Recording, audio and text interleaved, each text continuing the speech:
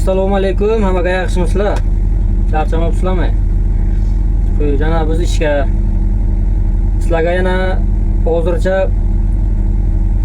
og'zaki ma'lumot berib o'tmoqchiman. Men hozir XMG ni ko'rsatdim sizlarga. XMG 25 tonnalik. XMG'larning hammasi 99%, faqat 99% joysticklari, kompyuteri, ana bu knopkalari, stirlar chiqarishi, knopka bilan chiqadi-ku bosib. 99% bir xil. 1% u yangi vypuska nima deydi? Yangilanib chiqibdi hozir XMG'lar masalan, Zoomlion ham yangi turi chiqibdi, zamonaviy chiqaribdilar-da. Nimadirga o'zgarish kiritib. Bitta shu 1% ga farq qilmasa agar 99% bir xil ishlashlari. Bu 1% ga endi stirlar farq qilishi mumkin, kompyuter farq qilishi mumkin yoki bironta knopkasi farq qilishi mumkin. Kranni ham turlari ko'p. Kamaz kran bu, Maz bu, Kras bu.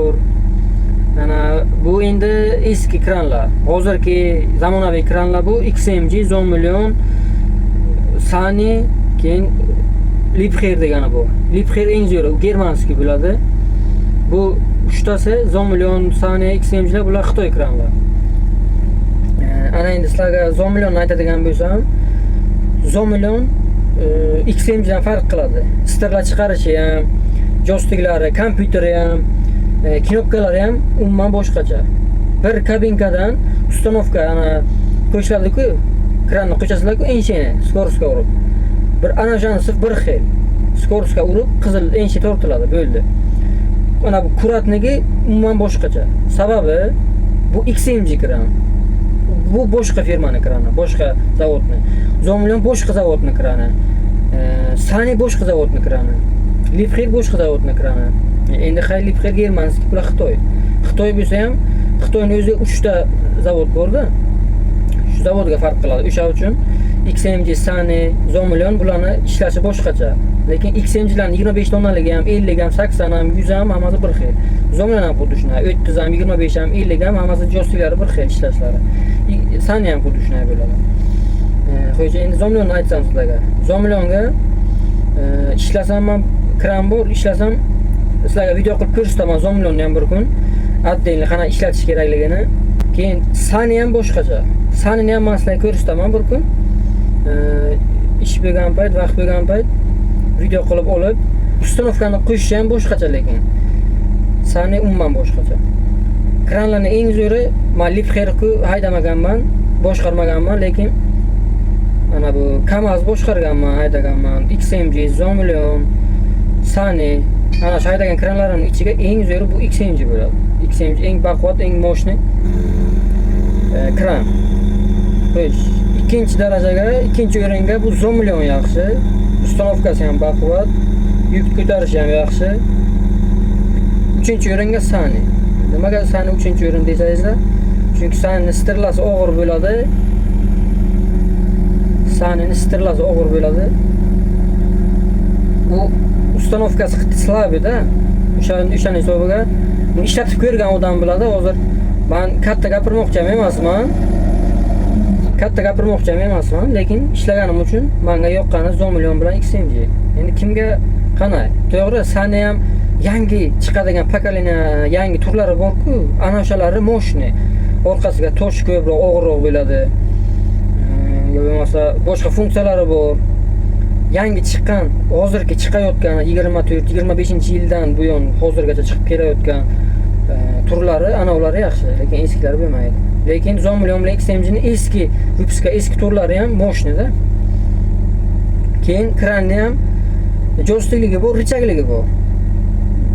Kim ko'rgan bo'lsa agar Kamaz kranlarga 4 ta bo'ladi richak, отдельно komandani bajaradi. Hozir bular joystic, bitta joystic 4 ta komandani bajaradi-ku. Bu ikkinchi joystic ham 4 ta komandani bajaradi. Unga bitta richak, ana shu bitta richak deb hisoblasak, ana shu bittasi 2 ta komanda bajaradi. Mayna, fira bo'ldi. Ikkinchisi pavorot, chapga o'ngga. Uchinchisi stirlar chiqarib kiradi. To'rtinchisi esa gag mayna fira qiladi. 4 ta bo'ladi. O'shaning hisobiga Saniga ham richagi bo'ladi, XMG ni ham bu, Zoomlionni ham richagi bor. Ola richak kran ham maslag'ani ishlatish kerakligini ko'rsataman. Richak kran ham bor. Hozir men ishxonagaman, bu kranni ishlatib o'tiribman. Dam olish kuni uyga ketgan paytim 50 tonnalik sani kran bor, richaglik. Ana shanga ishga bo'lgan paytim men sizlarga richagini ham qanday ustanovkalarini, kuratnikka o'tirib qanday uni ishlashlarini men sizlarga hammasini ko'rsatib o'taman. Kim o'rganmoqchi bo'lsa menga podpisatsiya bosib qo'yinglar. Nasib bo'lsa kimgadir yordamim tegsa, men xursand bo'laman. Endi men zo'r kranchi emasman, to'g'risi. Zo'rdan zo'r ko'p texnikani orqasidan kattalik qilib bo'lmaydi. O'sha uchun endi hamma ham har xil ishlaydi, hammaning o'ziga yarasha opiti bor, kam bo'lsa ham, ko'p bo'lsa ham tushunchasi bor. Hamma o'zi bilganicha o'rgatadi. Lekin hamma kranchi ham o'zining kallasi bilan ishlashi kerak. Bu kran katta javobgarlik talab qiladi. Kran chappa qilib qo'ysa, xudo ko'rsatmasin, bu arzon texnika emas. 5 ming, 10 ming dollar turadigan, mashina sotib beraman deykan. Bu 1 milliarddan boshlanadi. 1 milliard.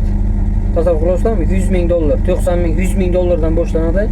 Bu yo'g'i 300 ming, 400 ming dollargacha.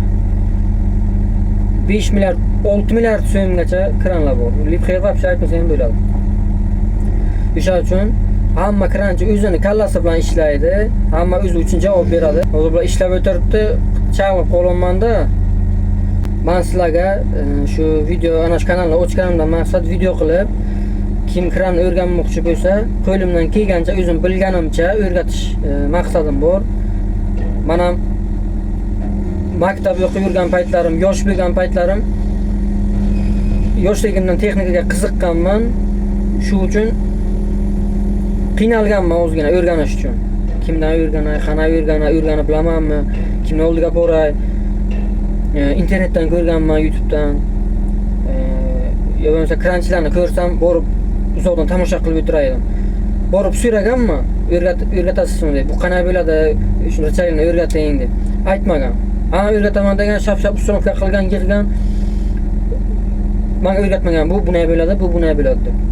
O'sha uchun men o'zim qiynalganim uchun ana shu ishni boshlashga, boshqalar qiynalmasin, keyingina yangi kran o'rganmoqchi bo'lganlar degan maqsadga sizlarga foydali video bo'lsin deb men video olib kranni o'rgatyapman. Xudo xohlasa agar bitta podpiska bosib qo'ysangizlar, qaysi kranni qanday ishlatish kerak, sterlasini ham отдельно bitta mavzu bo'ladi, video qilaman. Sterlarni 20 tonnalik kranlar bor, XMG. Ular 3 ta seksiya bo'ladi. 25 tonnalik krandan boshlanadi, seksiyasi 4 talik ketaveradi-da.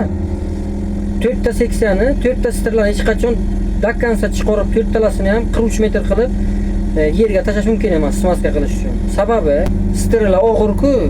Sterlar og'ir bo'lgandan keyin kran chappa qilib yuborishi mumkin. Smaskani 3 talik seksiya отдельно chiqadi. 35 metr, 34 metr chiqadi-ku, 3 talik seksiya. Shuni chiqarib tashaladi yerga. Yer bilan parallel qilib keyin smaska qilinadi. Smaska ham qanday atrobotka qora masla bor-ku, ishlangan masla.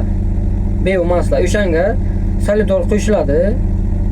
Quyuqroq qilib surtiladi, shotka bilan yo vallik bilan. Keyin qaytib sterlar ko'tariladi smaska qilib bo'lgandan keyin bittalik seksiya отдельно chiqadi, bittalik. Hol hammasini men video qilib ko'rsataman, nasib bo'lsa poddershka qilib podpiska bosib tursangizlar, yana ham foydali video qilib boraman. Shu videoni oxirigacha ko'rganlaringiz uchun katta rahmat. Keyingi videoga, keyingi darsimizga ko'rishguncha sog' bo'linglar.